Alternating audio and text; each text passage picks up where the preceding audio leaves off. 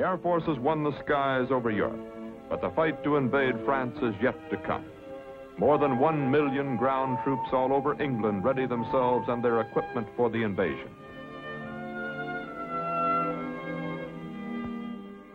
The Allied Air Forces will deliver the first blow. The military order reads, exploit our air superiority in an area 150 miles around Normandy. Seal off the battlefield. Destroy all bridges, transport, and communications. Interdict German supply.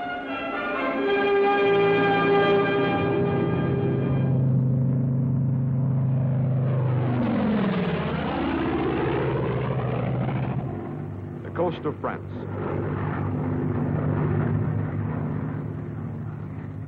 "50 feet above Nazi Europe, looking for Germans."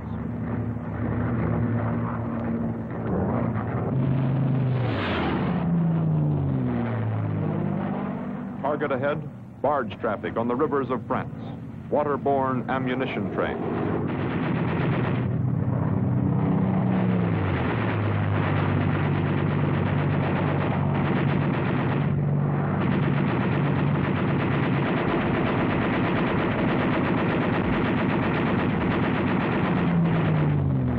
Target ahead, German supply trucks on the roads of France.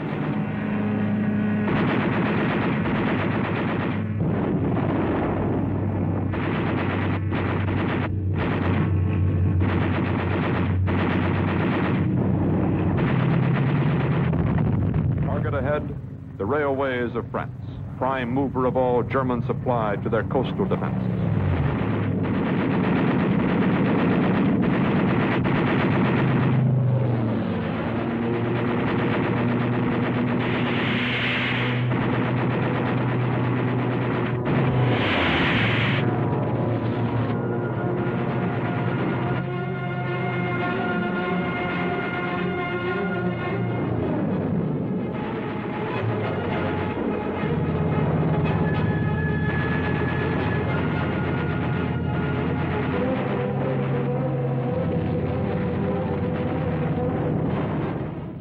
Last week of May, only a few trains a day venture west of Paris.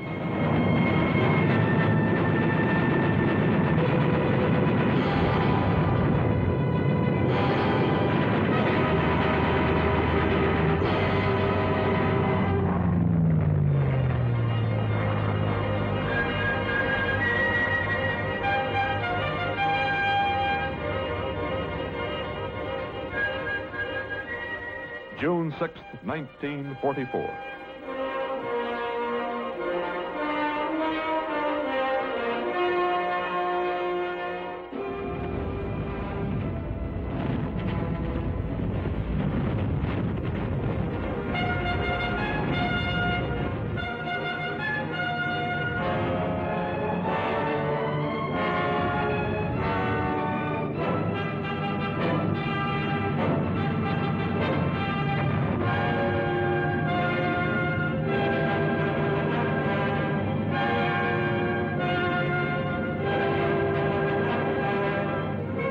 Beaches of France.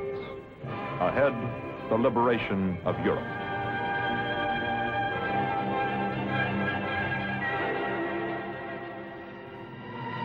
Protecting the beachhead, the Allied Air Forces. The beachhead is so small that it takes only 15 minutes to fly it the long way and 4 minutes to cross it the short way. The battlefield is below. The assault is about to begin. Here is our plan. This is the continent of Europe which we had come to deliver from the Germans. This is the Republic of France on whose soil the issues would be decided. This is the Normandy Peninsula, the battlefield. Our air forces have won the sky above France. Now comes the battle to win the ground. On the right, the Canadians and the British face the German Panzer Group West. In the center and on the left, the 1st United States Army faces the German 7th Army. And in reserve, the American 3rd Army waiting for the breakout. The question is, where should our blow fall?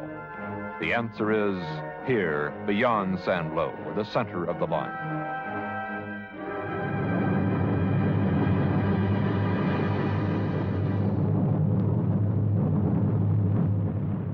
2,000 bombers of the 8th and 9th Air Force are called on to carpet bomb a small rectangle west of San Lo.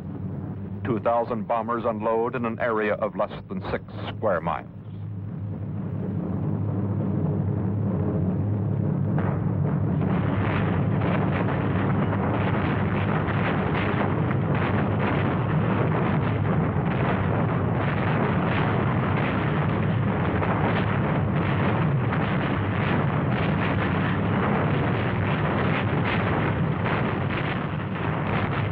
A report from the German 7th Army telephone log, July 25th, 1944.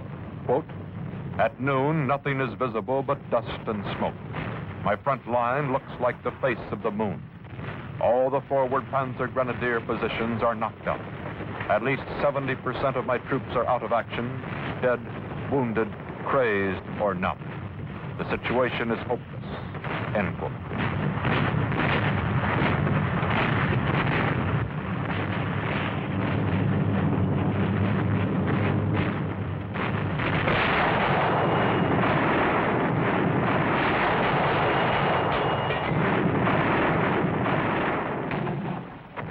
The American infantry waits for the preparation to end. Then the men move out, cautiously, warily, and the infighting begins. Supported by tanks, they move into the small French villages.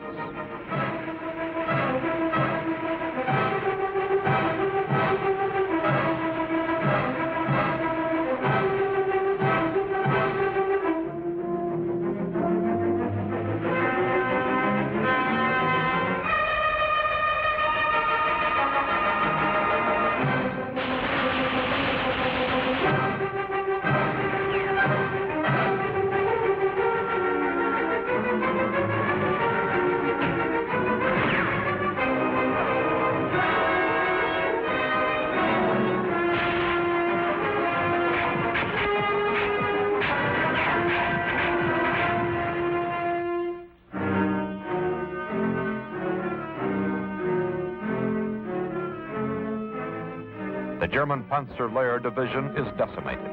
The German prisoners are shocked and numbed by the carpet bombings.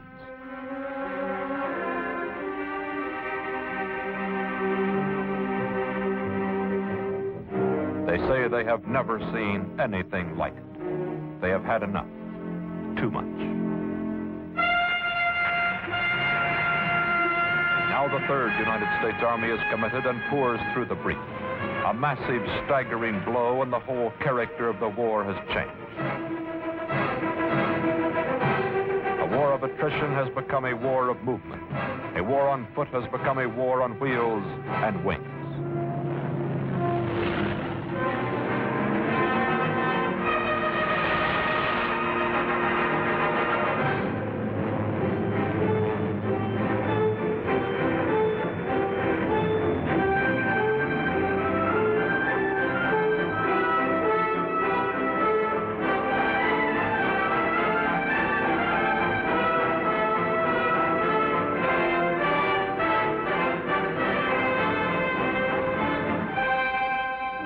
The Germans are faced with a desperate decision.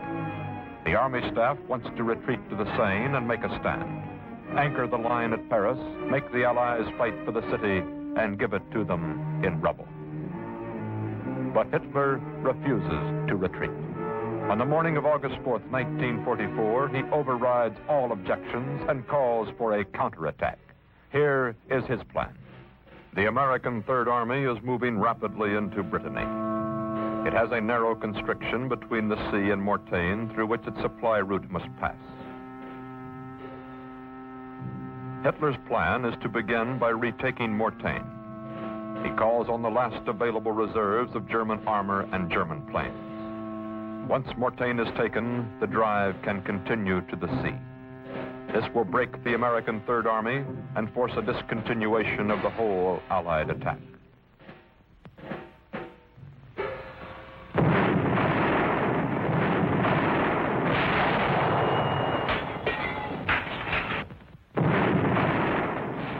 The German counterattack aims at Mortain. The last German reserves in France, the last bit of offensive power available to the Nazis, is thrown into the desperate effort.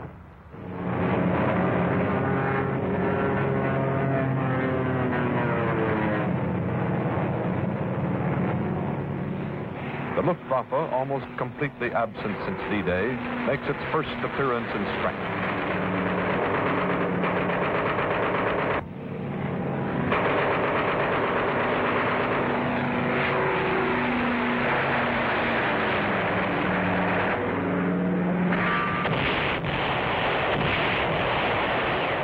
The 2nd Battalion of the 120th Infantry, sent to Mortain for a rest, takes the point of the German attack.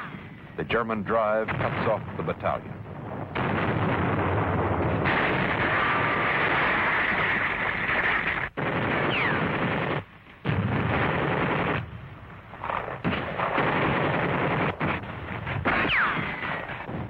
Our weak forces at Mortain are outnumbered and are forced to fight tanks with grenades and rifles.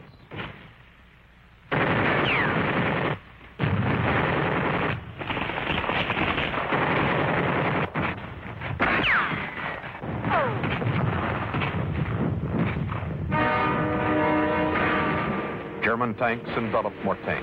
The crust of American defenses gives way around the city.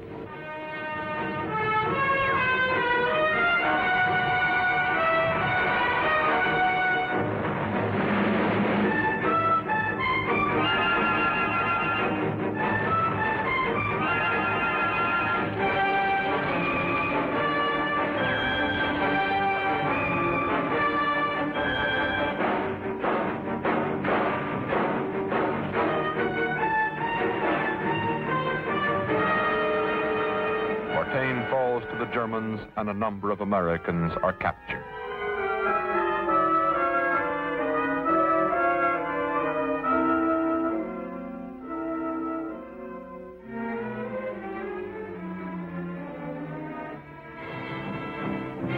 The temptation is to check our Third Army's advance and take defensive action at Mortain. But a subtle strategy presents itself. The German plan offers an opportunity to destroy the whole attacking Nazi army. We devise a counterplan. The German 7th Army is attacking Mortain. We will hold near the city with the 30th Division reinforced and tactical air. Meanwhile, the Americans will run the flank to Argentan, and the British will take Falaise. A whole German army will be broken apart. The plan calls for American and Royal Air Force planes to remove the air cover the Germans have placed above Mortain. American gun sight cameras record the destruction of German planes.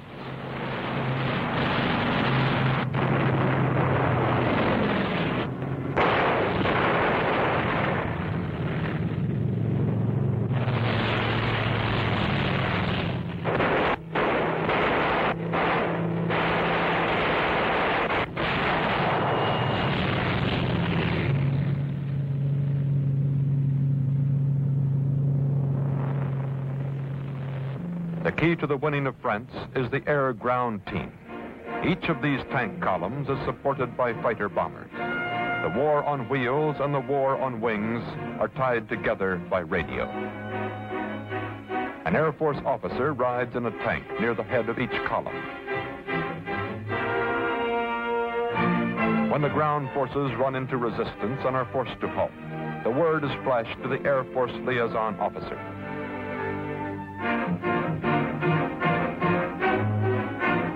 Within moments, the supporting planes are contacted. Air-ground clears the way for encirclement. We have taken a calculated risk and are beginning to close the trap on a whole German army. But the enemy has not yet lost France. Our defenses hold at Mortain. As the American columns move into Argentan, the British proceed towards Falaise to close the trap. But the bulk of German armor faces the British. And in desperation, the Germans withstand the British blow. The inability of the Allies to close the trap gives some German units the chance to escape. General Eisenhower and his staff decide that if the Falaise Gap cannot be closed on the ground, it will be blocked from the air. The British 2nd Tactical Air Force and all available planes of the United States 9th Air Force are ordered to attack the almost encircled German army. Hour after hour, plane after plane is made ready. Hour after hour, plane after plane is armed.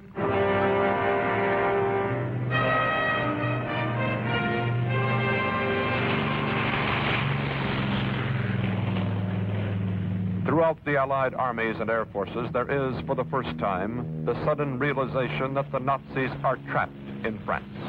The meaning of air superiority, of air power, of control of the sky has never been more clear. These planes will be almost unopposed as they seek out the enemy. Below lies the German 7th Army conducting an orderly retreat. If this army can be annihilated, France will be free.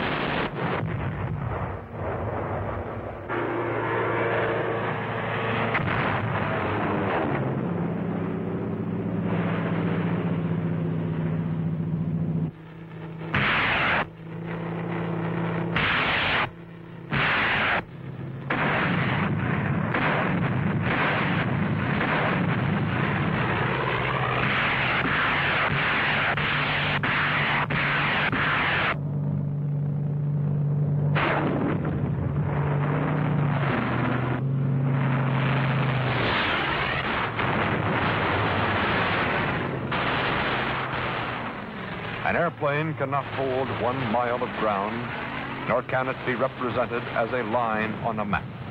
But air power can destroy the enemy's armies and break his will to fight.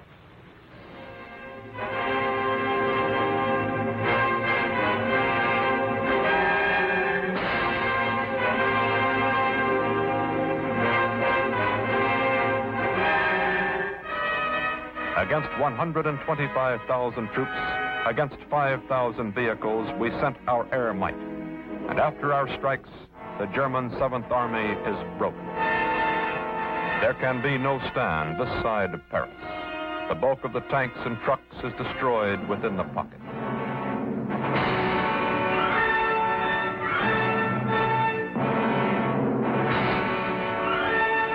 The German dead number 10,000. Over 50,000 Germans surrendered. The orderly retreat becomes a rout. The German High Command has made its infantry expendable so that its few remaining tanks may retreat to the German border. The German infantry, betrayed and bewildered, overwhelmed and beaten, is led to prisoner of war enclosures.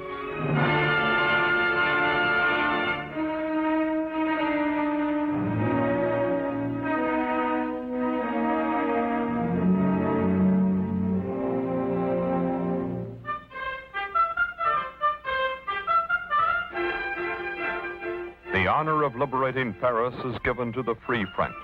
The French tank columns are delayed along the road by celebrations at every small town and village.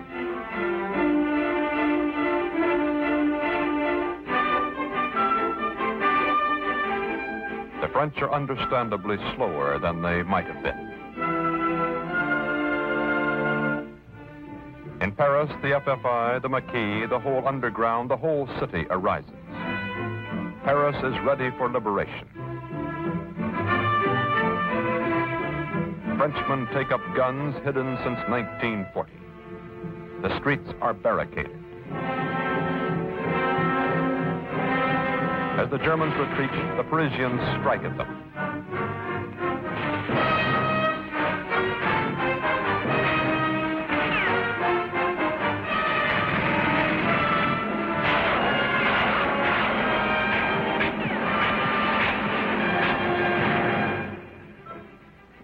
Every rifle, every grenade is needed. The French fight within the city and wait for the armored columns to arrive.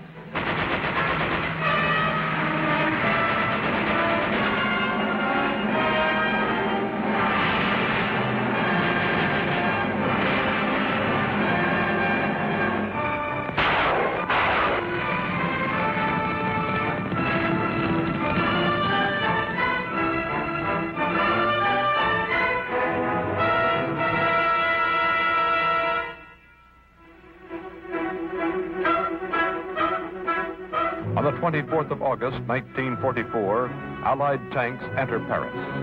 The barricades come down. After 4 years, Paris is French again.